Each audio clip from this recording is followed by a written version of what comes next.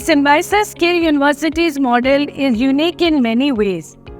Many of the key features of the new education policy were implemented by us way back in 2016-17. The university not only offers degree programs in high-growth sectors, but it also offers short-term courses and diploma programs, giving students the ability for vertical growth right from a certificate to a diploma to a degree.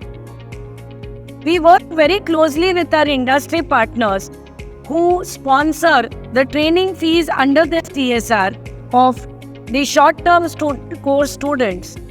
We work very closely with the industry who sponsor the training fees of students under their CSR. These students work on the German model where part of the time they are on the university campus and part of the time they are actually working in the industry. This dual model not only helps them to build a strong foundation of concepts at the Symbiosis Skills universities, but when they work part-time in the industry, in these dual programs, they also obtain the skills which are being practiced and required by the industry. Symbiosis not only takes care of their training, but also the placements.